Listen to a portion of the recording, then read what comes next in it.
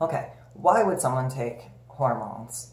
Well, the reason is simple. Being trans, you experience gender dysphoria, which is the distress a person feels as a result of the sex and gender they were assigned at birth. So I was assigned male at birth, but I mean, obviously, I'm not male. So that caused me throughout my entire life to feel anxiety, depression, and that had led to a little bit of substance abuse and alcohol.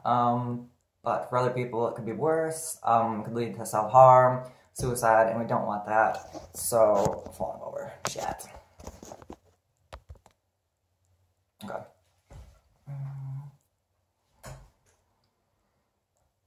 So, taking hormones alleviates some of that dysphoria. The changes that happen make you look and feel more like the gender that you really are. So how do you get hormones?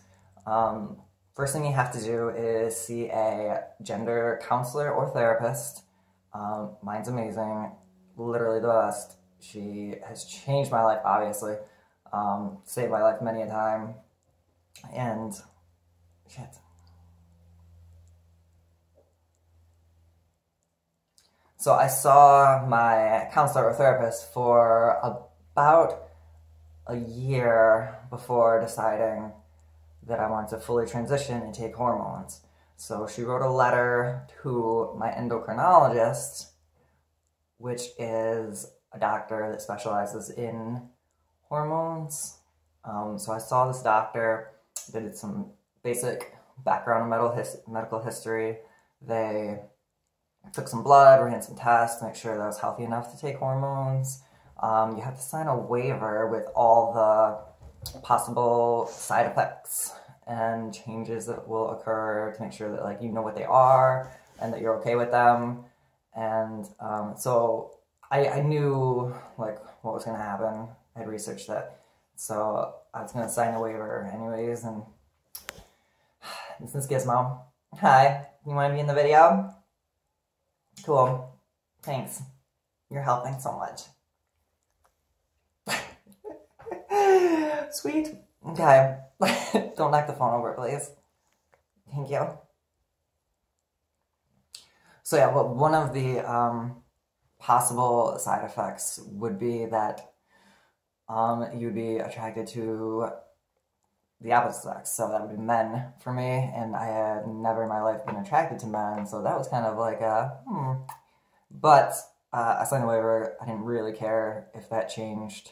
I didn't think it would, but if it did, I didn't really care. So, yeah, I was approved for hormones, started taking Spiro, started taking estradiol, and some of the immediate changes were my skin started to soften, and you start to grow breast. So my chest was really sore, like, all the time. Even putting on, like, a t-shirt would hurt. What else? Oh, weight loss. I being on the testosterone blocker, I lost weight because it was blocking testosterone. The weight I looked at the time was about 155 pounds and, like, thin, athletic but thin. So it's like, it was just muscle. Taking testosterone blockers, I lost about 20 pounds of all muscle. So I looked a lot thinner than I was before. And, like, nobody knew why, because I didn't tell anyone I was taking hormones. Only my family and close friends knew that I was doing this. I wasn't out yet. So I had a friend tell me that a mutual friend saw me out, like, in the town running and saw how thin I was, and so asked, hey, like, is everything all right? They seemed, like, really thin, basically thinking that I was ill. And my friend told this mutual friend, no, like, she's transitioning and this is what happens. She's not sick, like, perfectly healthy. So yeah, I'm not dying, I'm just trans, thank you. Around a year on hormones is when I experienced the first attraction to a man, which, again, is fine. It was fine, but it was just like shocking for me because I couldn't imagine it happening. But this is how it happened. I was at my brother's apartment and we were watching the WWE. We were watching wrestling, and there was this wrestler, Johnny Gargano, Johnny Wrestling, and he was just like really cut. He was really shredded in superb shape, and seeing him like that, I don't know, I felt like this rush come over me, and I was like, oh dang, like, I think I'm attracted to this guy. Process that, like, again, like, that's fine, that's okay, just shocking, surprising. Sorry, my mom just texted me. Thanks, Mom. What else? Oh yeah, so being attracted to a man.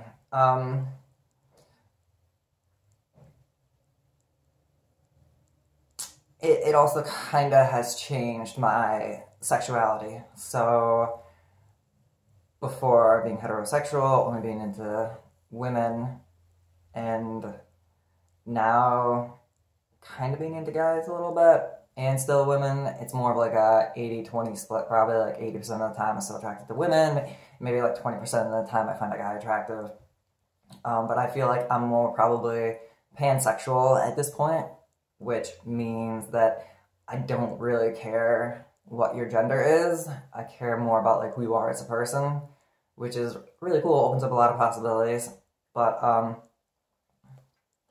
also feel like I've become more asexual or even gray sexual. So asexual is feeling like no real like sexual attraction, and gray sexual is like you sometimes do but not always. And so I feel like asexual is like an umbrella term,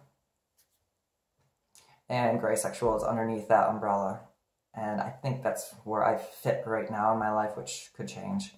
And again, like, I'm cool with it. It's awesome. What else?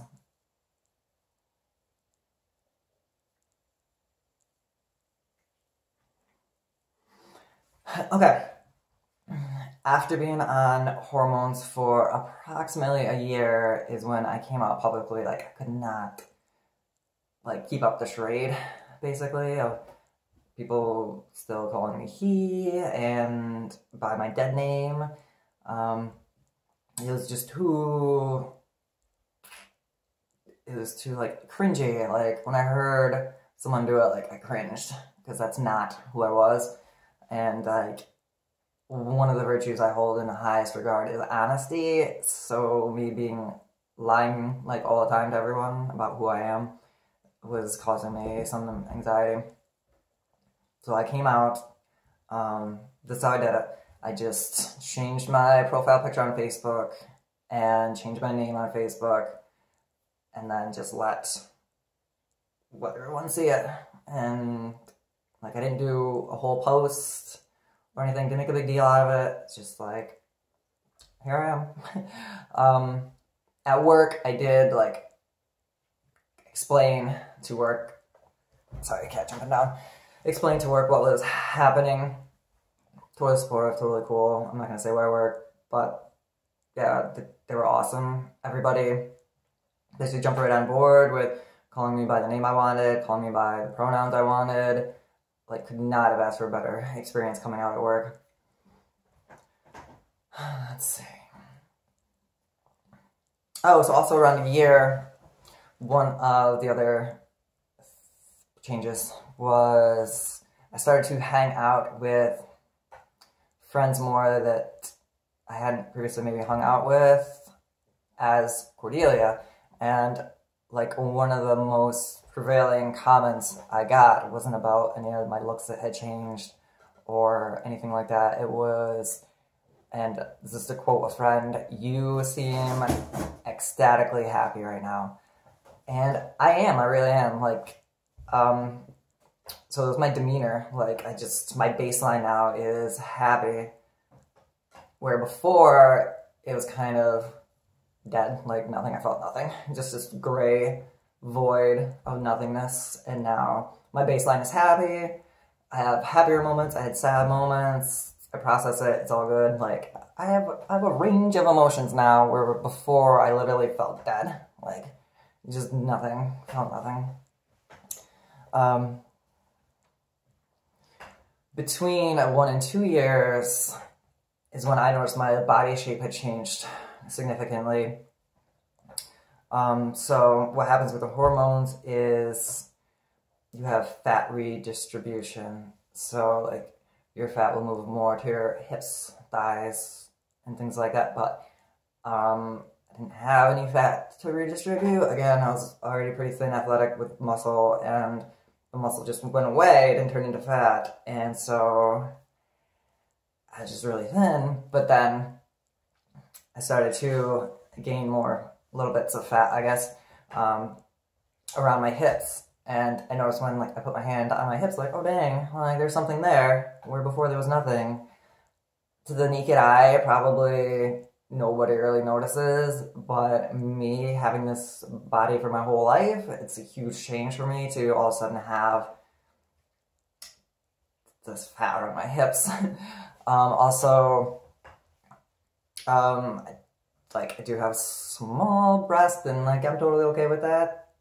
I don't necessarily need or want a giant rack. Like, it would look weird on my body frame. So I'm probably the happiest I've ever been with my body image. And so that's just another great thing about taking hormones. Misconceptions, things hormones don't do. Hormones do not change your voice. So the voice you hear me speaking in right now is not how I used to sound at all. But this is from me just working on changing it, and then eventually just kind of stuck at this pitch. A lot of trans people take voice classes and things like that to try and sound more feminine. I had an app on my phone that showed your pitch, and it would tell you what range you're in. And so I started like low, normal boy voice, and then just continually worked my way up the pitch scale to, like, I don't know if this is fine. This voice is fine. I'm not going to take probably any voice classes or anything like that. It's really funny though, I had a friend that's like, did you always sound like this? And I was like, no. And they're like, did your personality change at all? And I had to think about it, but I was like, I don't think so. And they're like, were you always this dramatic? And I was like, oh God, no, I did not act like this before. So I guess it has changed a little bit, but it's more of just like me times 10. Like, this is, like, I was dumbed down before, and now, like this is the real me. Like, this is how I should have always been. So, whatever. The other thing that doesn't happen is you do not lose your facial hair. So, there's a couple things you can do. You can do waxing, but you have to do it all the time because it doesn't last. You can do, laser hair removal, which is self-explanatory, or you can do electrolysis. I chose to do laser. I've been to about 10 to 12 sessions, but it's expensive. Like, being trans is not cheap. The doctor bills, the medications, if you do voice training, the laser hair removal or any kind of hair removal you do, it's all expensive. So, like, I don't get any hair on the sides of my face anymore. I still get it on the upper lip a little bit, and like the goatee area, which you can kind of see in this lighting a little bit. It bothers me a little bit, but not enough where it's like causing me stress every day. And again, if it bothered me that much, I would save money and go to the hair removal place more often. So yeah, those are hormones, and I love it. I don't know what else to say about them. Thanks for watching. If you have any questions, or if there's any other topics you'd like to hear about, comment or whatever. I very much love to educate, especially my friends, help understand me and other trans people. There's a lot of misconceptions out there. So yeah, do all the things. Like, share, comment. All right, see you later.